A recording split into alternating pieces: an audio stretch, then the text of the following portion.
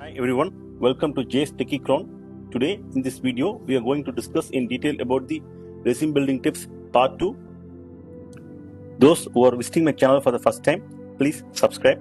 Also, those who have not watched my video on the part 1 about the resume building tips, please watch the part 1 which will give you a great insight about the resume building. Come, let's get into the video. In part 1 I was discussing about how your resume should be and what information you should have and how organized it should be. Let us take a look into the fresher's resume. So what information a fresher's resume should contain?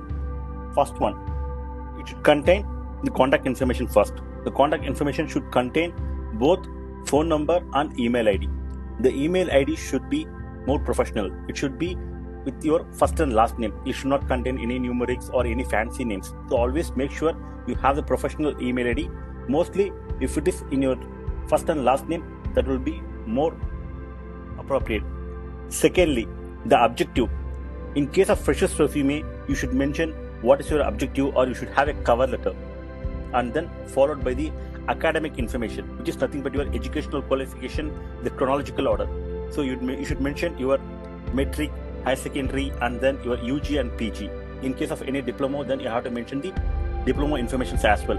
So make sure you give them in an appropriate chronological order. And finally, it should have project or intern information, or it should be the in-plant training information. If you undergone any of the in-plant training during your second year or third year of engineering or doing your course, then you can mention the same. And finally, you should have to mention your project in a very crispy, clear way. Make sure it does not exceed 50 words. And when somebody looks into your project, it should give a clear picture about what the project is. Always make sure that it gives a complete information about your project. And if your project is more relevant to the job you are applying for, then explain the project in very detail, or try to mention the tools and other information used in your project so that it can help you to get the job. And then when you move on to the second page, it should contain limited personal details. And we will see what other informations you need to mention under limited personal details. Let me come to that next.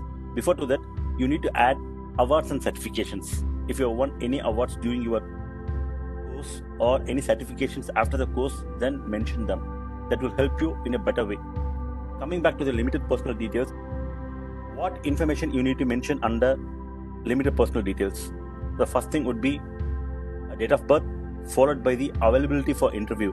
So you should mention if you're available for face-to-face interview or telephonic interview. In case if you're available for face-to-face interview, then you should mention whether you are available for weekdays or only in the weekends. So if you can mention these details, it will help the interviewer to make sure to block the interview date for you. And then your relocation details. So most of them, once after completing the interview, then they will raise the flag that they will not be able to relocate. For example, if the position is for Hyderabad and if you are in somewhere in Pune or somewhere in Chennai, then you should mention whether you are ready to relocate or not. In case if you are ready to relocate, then you can mention yes. That will help the interviewer to proceed with the interview process. If you mention as no, then the interviewer can take the decision that this resume will not be a proper fit for this position, so that it will save time for both of you. And finally, always have your professional photo scanned and pasted at the top right corner of the resume. Here is a sample resume. So it contains name on the top left corner with the phone number and fax and email ID. Here is the example of a sample resume, and this is the format for US. Let me show you the difference between Indian format resume and US format resume with this. The first one, both of the resume should contain name on the left corner with email ID and phone number. In case of US format, they will add the address, which is not required in case of Indian format. And then you can proceed with the objective. It can be a career objective or it can be a cover letter. And then followed by the educational qualification, and then the internship experience. And in case of US format, they will add the volunteer and community leadership. Whereas in case of Indian format, you can proceed with the in-plant training or project details, and then you can proceed with the personal details followed by the awards and certifications or accomplishments if any. So always make sure you furnish all the details.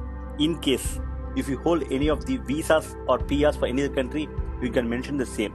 That will add up value to your resume. So always make sure you add more professional information to the resume that can get you the job at the very earliest. Coming to the resume of an experienced person. So what a resume of an experienced person should contain? As we saw in the fresher's resume, it should contain the contact information. Along with the contact information, it should also contain the certifications. So what are the certifications? If you completed any of the CCNA or any of the certifications provided by the authorities, then you can mention the same with the expiry date, along with the expiry date, to make sure that your certification is still valid or not. So always make sure you attach the certification details to the top right corner or the logo. If your resume contains a picture, then try to mention the certification logos at the bottom of the picture. Then next comes the skill set. So try to mention the skill set accordingly. So always mention the detailed list of skills you worked on, along with the tools and technologies and all the operating systems you worked on. So always mention the detailed information of the skill set that will help you to get the job. Make sure that you do not include the skills which you have not worked on. Coming to the next point would be the employer details. So throughout your years of experience, you might have worked with different employers.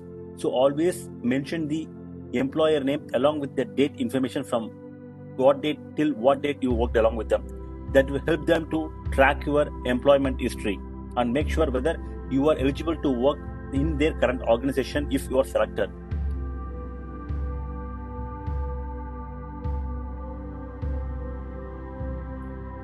Next comes the educational information.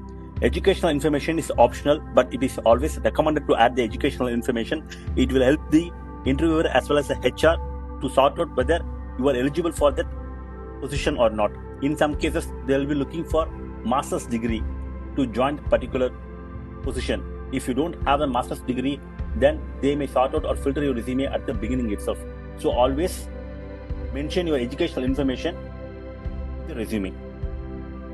Next comes the most important part in the resume, which is nothing but the project.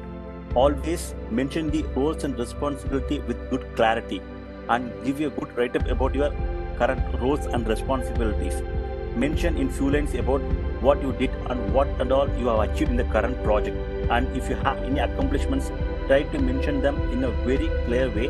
This will help you to get the job at the earliest. Also, it will add up the value to the resume. And then comes the references.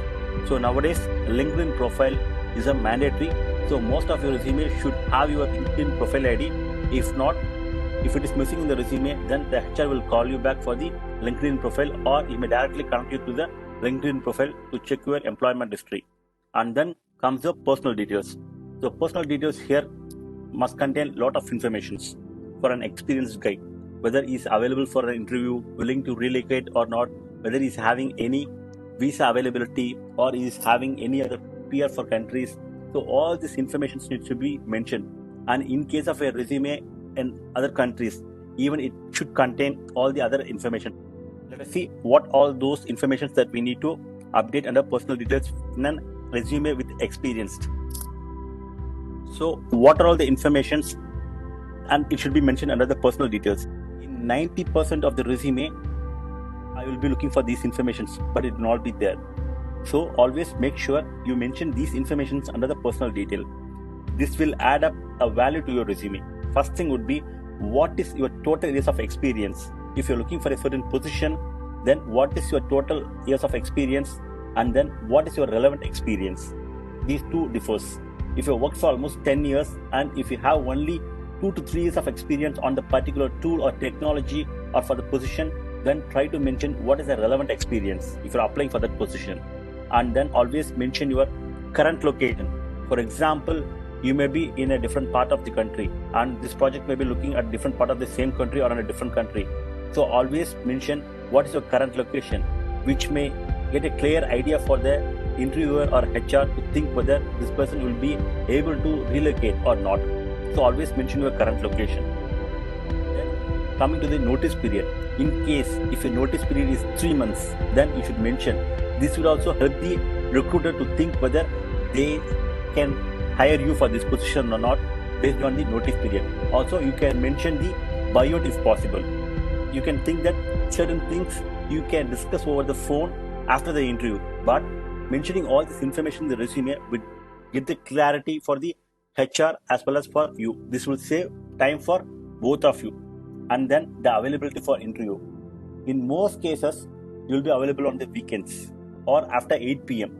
So always mention your availability for the interview. This will help both the HR as well as the interviewer to schedule an interview for you. And then what are the other optional things you can mention in the resume? The current CTC and expected CTC. You can mention the same. And then how soon you can join.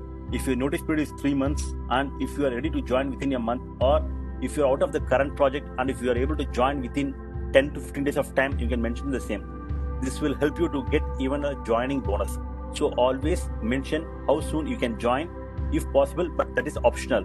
So whatever I mentioned here are optionals, so you can update the same in the resume. And then finally, as I mentioned before, the visas or PR if you have any. Then next comes the resume for PRs and H1Bs. So always make sure that the format differs for different type of visas and for PRs. For example, if you're applying for a different country, then you should try to make sure that you follow the format of that specific country.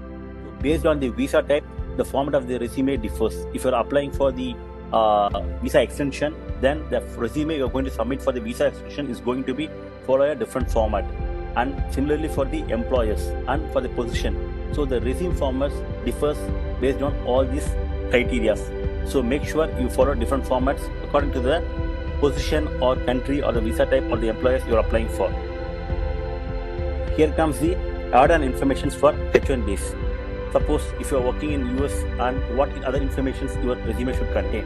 It should contain the visa type, what type of visa you're working on, and whether you have the visa validity or your relocation availability, CTC and current location as discussed before. So this will help the recruiter to make sure that you have the valid visa or not. Similarly, if you're working in different countries, then always mention the visa type you are working under, whether you have the visa validity or do you need any sponsorship from them. So always mention these informations in the resume. Then finally, I would recommend what are all the most common mistakes we can avoid in the resume.